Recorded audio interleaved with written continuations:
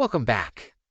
In this episode, we got a story that just doesn't understand how she, a 40-year-old female, how does she cheat on me, a male of 41, with so much ease? Let's see if he gets to the bottom of it. I'll bet he finds out. My wife and I have been married for over 11 years. I recently discovered that she has been cheating on me for months with an ex-colleague. She was laid off a few months ago due to COVID, but my freelance job is still on, and I make enough. Yesterday, she went out in the afternoon stating she just had to get out and see her girlfriends. I've been suspicious for a while now, so I go through her phone when she uses the bathroom. It was laid out in horrifying detail. Him telling her he reached the restaurant, her replying him to order appetizers, her even sending money to him to cover her part of the bill, etc. He left the restaurant to check in a nearby motel and messaged her when he had, and she followed a little later with a bottle of vodka and a six-pack. Later that night, she messaged him, "You are so naughty," and him replying, "So I guess you liked it better this time, huh?" I took pics of all these conversations. I did not disturb her the whole day.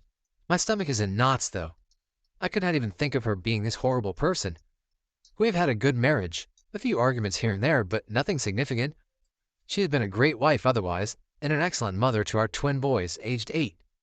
It was amazing to watch her go through her nightly routine as if nothing happened. She came back with burgers for herself and the kids. I told her beforehand I would have a homemade salad. Tucked them in, came to the bedroom, and applied her usual night cream, and lay down and asked me what I did since she was gone. I managed to mumble an answer, asked her about her friends. She told me a made-up story and turned to her phone. I guess that is when she sent him the naughty message. She's preparing breakfast now. We woke about an hour ago, and she hugged me with a breezy "morning" and went to brush her teeth and wake the kids. I am so numb. I cannot believe she cheated so blatantly and now acts as if nothing has happened. I'm off to meet a lawyer later today to begin the separation process. I just cannot get how shameless she can be. I will follow his advice as to how to rip the Band-Aid off, but I want some insight into her thinking. How does one be so calm, so nonchalant, and act this happy? I'm getting angrier by the minute. That was a good start to a story. Let's see how the update goes. On Friday, I finally did it. I came up with a plan and executed it with my lawyer's approval. But here's what transpired till then. 1. Got a STI screen done as advised. Clean. 2. Got a paternity test for both my kids. Results expected on Monday. Hired a PI. An ex-PD. Expensive, but so worth it. Shopped around in 2 to 3 firms for a lawyer, and found a real fire and brimstone type who was well referred, who hates cheaters. Again, expensive, but worth every penny. 5. Have a buddy, let's call him Matt, from my school days, who is my age and has chosen never to marry. Lives alone, an absolute unit, ex-military, works in cybersecurity, confided in him fully, and held all my meetings at his place. 6. My sister and her family live on the other side of town. Told her last, when everything was almost set into motion. She is my older sister and fiercely protective of me, and would jump in with both feet if I had told her sooner. I just needed her to keep an eye on my kids. I sent them to her place for a few days. Voice-acted recorder installed in her car. Tucked an older iPhone in the seat pocket for good measure. Location taken care of. About 2 days after I first posted here, she met him again.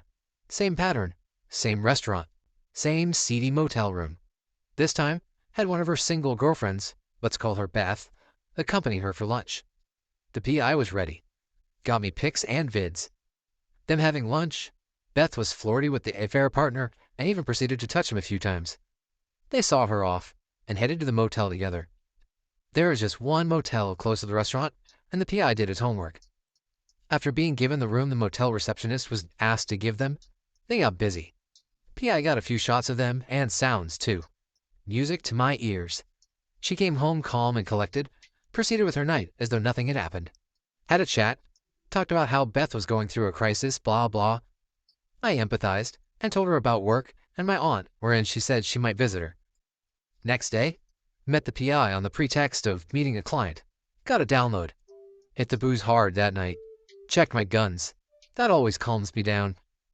The next day was spent with meetings with the lawyer. A client, this time for real, checked on my aunt again, and came home. Nothing out of the ordinary. The very next day, she met him again, which was rare. She would meet him once a week, and that was it. PI listened to the convo in the restaurant and was able to discern that the affair partner was expected to travel for a week later that week, which was the very day I had planned to serve her. All this time I did not touch her besides morning hugs and goodnight kisses. This revolted me to no end, but I had to play the part. I must say this. I served her on Friday and could not sleep a wink on Thursday night. I would look over and over at her sleeping form next to me and wonder if I screwed up somehow. Was I to blame? I knew I wasn't, but she would make me the culprit somehow. I ran every situation in my head 1,000 times, woke up at my usual time, and had 2 espressos instead of my usual one, and popped a modafinil. That is when she dropped a surprise. She was going out that day. That's the 3rd time this week. Does Beth really need you that much?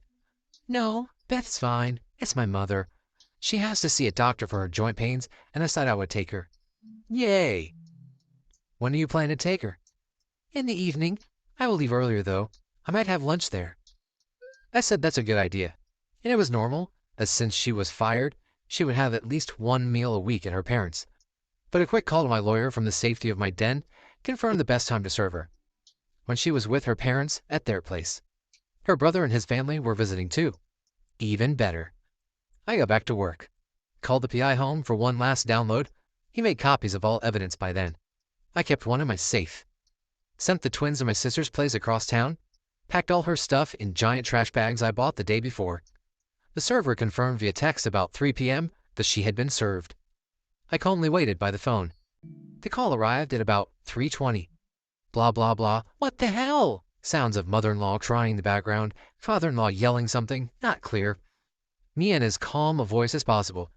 I need you to read everything that was sent carefully and come over. Alone. Now. I disconnected the phone and switched it off.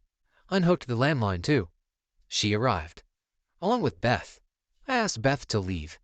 Soon-to-be ex-wife said she needed her to stay. I calmly repeated that she had to leave and that she was never welcome in this house ever again. The dictaphone was recording everything, so I wanted to be quiet yet firm. Beth said, I'll stay in the car, and left. Beth was the instigator of my soon-to-be ex-wife's infidelity, so I wanted that witch out. Besides, she had no place in our family home anyway. I sat soon-to-be ex-wife down, gave her the PI's file, told her I knew everything. She went through the file.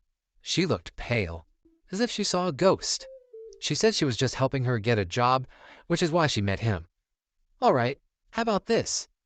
Played the sounds of passionate lovemaking. Her jaw dropped to the floor. Showed her printouts of her texts with her affair partner.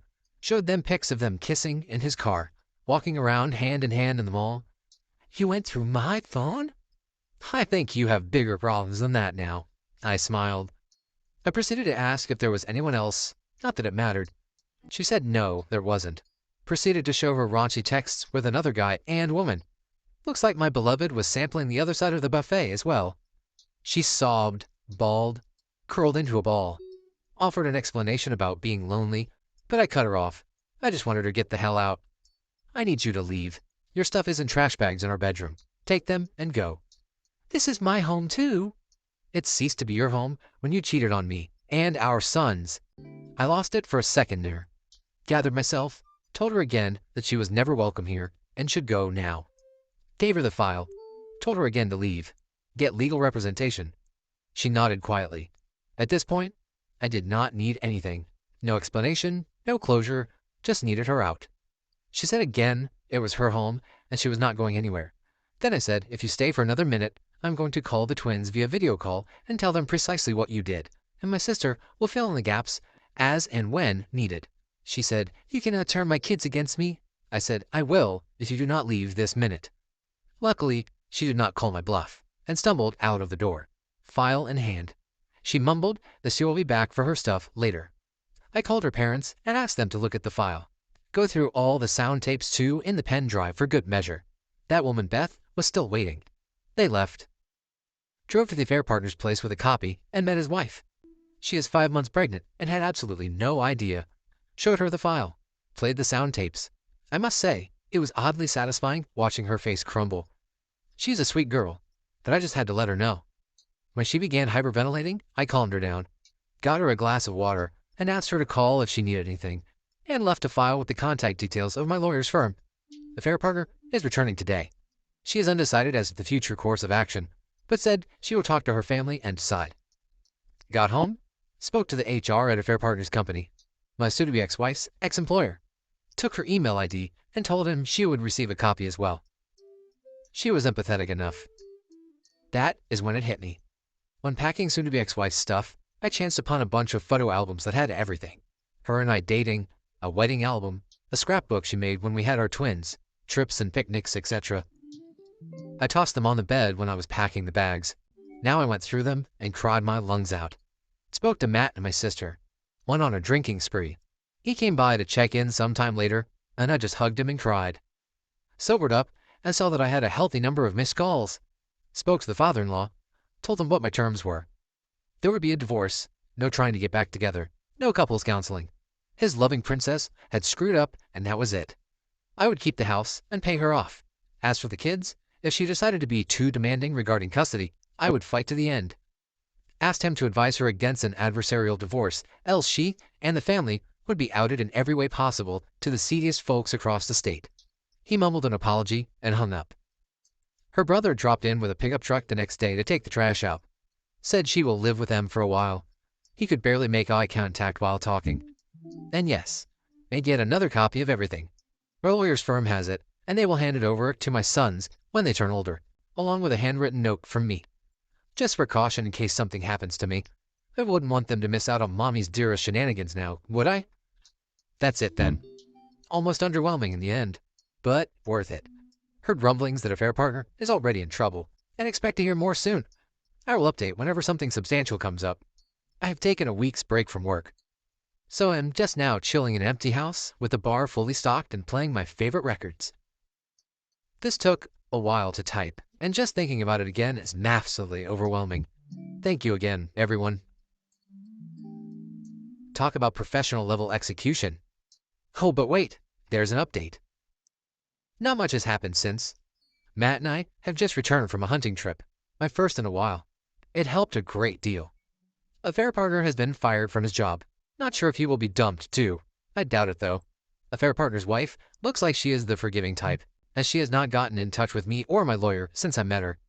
Beth has distanced herself from soon-to-be ex-wife and is thinking of moving out of town. And soon-to-be ex-wife calls every day asking for forgiveness and has left numerous teary messages. I listen to them and delete. My kids know that something is wrong, but are satisfied with the explanation I gave them. My sister's home is an empty nest, so she is more than happy to take them up for a day or a weekend. Soon, this will end. We'll send them to their mothers this weekend, the first time since she was thrown out. We'll update as when things to happen. Alright, time to check in with the community. First up, throw a viral email. First of all, congratulations on your plan and execution. Normally, it is the innocent partner who gets ambushed and manipulated. You saved yourself a lot of pain this way.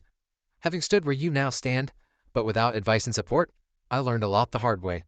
May I suggest cleansing? Cleansing takes all forms and is subtle. For me, it was a huge surprise that I felt totally elated some years later when she remarried and stopped using my surname as a result. That was cleansing that was out of my control. I respectfully suggest to you now that you look around the house. If something, any possession hurts you when you hold it, or it brings back memories, then trash it. Apparently, burning stuff has a good effect, like burn the marital bed, etc. Get rid of her curtains, etc., as they were her color and her pattern choice. Repaint walls in your colors. Throw out floor rugs that she chose. Become yourself again. You as an attractive and well-rounded man. There are many steps towards healing, like going full no contact. Also, full no contact with anyone who supports her. They will make you feel bad. Realizing that it's not your fault, and more. Part of marriage is compromise, so turn around and start enjoying the stuff you stopped doing due to compromise. Go travel. I went to the UK and Bali in Indonesia. Do activities that bring back fun and your sense of adventure. I went whitewater rafting and then learned to paraglide. Most of all, do stuff that is fun for you. Don't drink for a while and seek out a good friend who will listen to you as you blurt out stuff again and again. The same old stuff, as you slowly recover. I wish you happiness. It will come to you. The OP's response? That sounds like great advice. I might not implement all of it, but a few things will be tossed or burned for sure. As for traveling, that might have to wait for a while. I have always wanted to visit Scandinavia. I might go when the time is right and fares are low. Thanks for tuning in to the Sire. If you enjoyed today's content, smash that like button, subscribe for more unique insights. Catch you in the next one.